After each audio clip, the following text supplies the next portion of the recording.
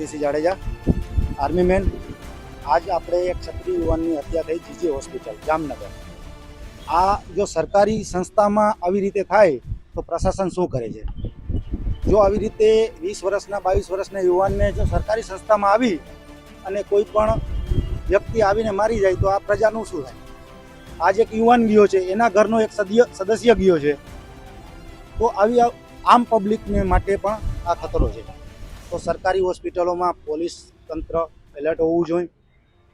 જો હોસ્પિટલમાં આ રીતે વસ્તુ થાય છે તો બહાર તો એ લોકો બિલકુલ આરામથી કાંઈ પણ કૃત્ય કરી શકે છે।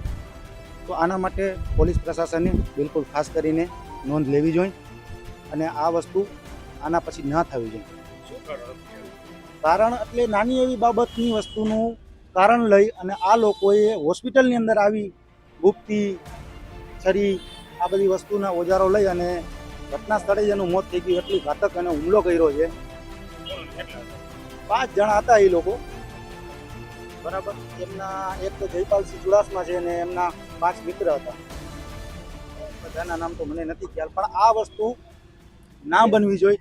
જો સરકારી સંસ્થામાં આ વસ્તુ બને તો રોડ ઉપર પબ્લિક બીજી પ્રોપર્ટીઓમાં આ બધી વસ્તુ આમ થઈ જશે અને પબ્લિકને બહુ મોટી ખામિયાબી ભોગવવી પડશે।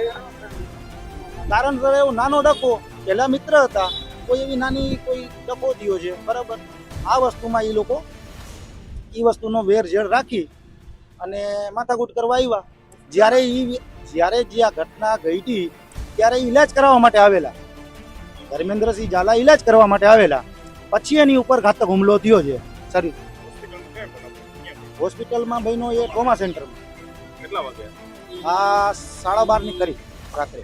એટલે પેલા કઈ માથામાં માર માર્યું હતું જેના કારણે હોસ્પિટલ દરવાજાથી આવ્યા હતા? હા, એને માથામાં માર માર્યો હતો, ત્યાં એ જગ્યાએથી આ બધું મેટર ક્લોઝ થયું અને એ પોતાનો ઈલાજ કરવા અહીંયા આવ્યા અને તે પછી વાહે પાછો ઘાતક હુમલો કરવામાં આવ્યો। પેલા હુમલો કઈ જગ્યાએ કરવામાં આવ્યો? પેલા એ સોસાયટીમાં થયો હતો એમની હેડક્વાર્ટર પાસે અને અહીંયા સર્વેક્ષણ ત્યાંથી હુમલો થયો અને એ લોકોનું અહીંયા મેટર ક્લોઝ થઈ અને અહીંયા ઈલાજ માટે આવ્યા એના મિત્ર સર્કલ સાથે।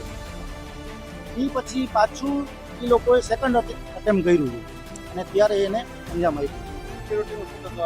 સિક્યુરિટી બિલકુલ પુઅર છે, સિક્યુરિટી બિલકુલ પુઅર છે અને કોઈ પણ વ્યક્તિ અહીંયા બચાવ માટે એ નથી આવી। પરિવારમાં કેટલા એક વ્યક્તિ જે એના ભેગા હતા એ આવ્યા હતા, એને પણ છરીનો હુમલો થયો છે, એને પણ ઈજા થઈ છે, એનો પણ મેડિકલે નોંધ લીધી છે, બરાબર। એક વ્યક્તિ ટોટલ આવ્યો છે, પબ્લિકમાંથી કોઈને એમ ના થયું કે પબ્લિકમાંથી કોઈ આવે, કોઈ એક વ્યક્તિની આપણે મદદ કરી। પરિવારમાં કેટલા સદસ્ય છે? એમના પરિવારનો એ એક જ દીકરો હતો, હવે એનો પરિવાર અહીંથી જ ખતમ।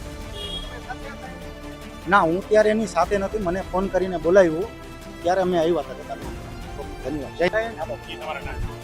મારું નામ ઋષિરાજ જાડેજા, હું ધર્મરાજનો પુત્ર હતો। સારવાર માટે અમે આવેલા હતા હોસ્પિટલમાં, ટ્રોમા વોર્ડમાં સારવાર ચાલુ હતી। ત્યાં લોકો 5 જણની 4 થી 5 જણ ટોળકી બનાવીને આવીને ઘાતક હથિયાર સાથે હુમલો કર્યો। ત્યાં ડૉક્ટરોને અમે બોલાવવામાં આવ્યો પણ ડૉક્ટરો તાત્કાલિક સારવાર માટે ના આવે, સિક્યુરિટી સ્ટાફને રાડું નાખે પણ સિક્યુરિટી સ્ટાફ કોઈ પણ આવે નહીં। ખાસ સિક્યુરિટી સ્ટાફ આવી ગયો તો આ બનાવ ના બનત આવો ગંભીર। પોલીસ ચોકી કદાચ મારા ખ્યાલથી 10 મીટર હશે, જાજી નહીં, પણ કોઈ સ્ટાફ હાજર નહીં હોય ત્યાં રાતના સમય હતો એની હિસાબે આવો ગંભીર બનાવે। મોટો દુઃખદ બનાવ એ કહેવાય કે આજે આવડો મોટું જામનગર સિટીમાં જીજી હોસ્પિટલનું સૌથી મોટું સૌરાષ્ટ્રમાં નામ કહેવાય, ત્યાં સિક્યુરિટી સ્ટાફ આવો બેપરવા હોય તો કંઈક ને કંઈક 8 થી 10 બનાવ બને છે, ડેડ બોડી ચેરા થાય છે, કૃત્ય કરી જાય, તો તંત્ર કરી શું રહ્યું છે?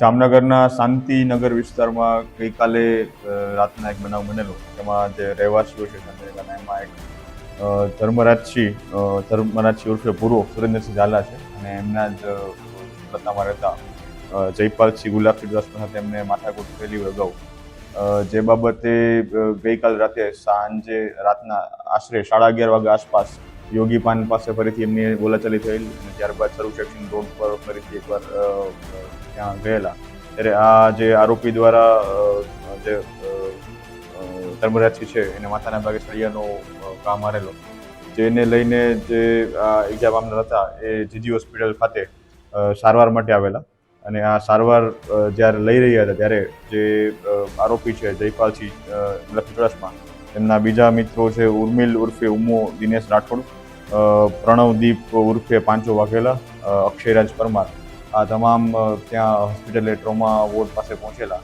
અને ત્યાં જે ધર્મરાજસિંહ છે તેને સાથે ફરીથી ત્યાં બોલાચાલી કરી અને તેને છાતીના ભાગે ગુપ્તી વડે હુમલો કરી અને તેનું મૃત્યુ નિપજાવેલ છે.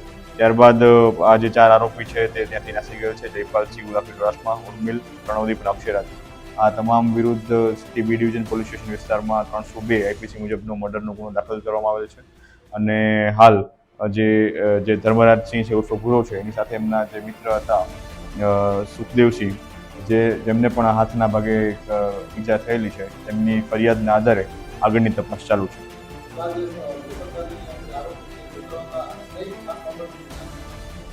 જે મૃતક અને જે મૃતક ધર્મરાજસિંહ છે અને જે આરોપી છે જયપાલસિંહ, એ બંને શાંતિનગર વિસ્તારના જ રહેવાસી છે અને અગાઉ પણ એમને એકાદ વર્ષ પહેલાં પણ નાની મોટી બોલાચાલી થયેલી હતી, જેમાં જે જયપાલસિંહ છે એ પોતે દારૂનો અગાઉ એના ઉપર કેસ થયેલો હોય, જે બાબતની બાતમી આ ધર્મરાજસિંહ આપેલી હોય, તે બાબતનું મંદુક એમને અગાઉ થયેલું હતું, જે બાબતને લઈને બોલાચાલી થઈ એવું પ્રાથમિક દ્રષ્ટિએ જાણવા મળે છે.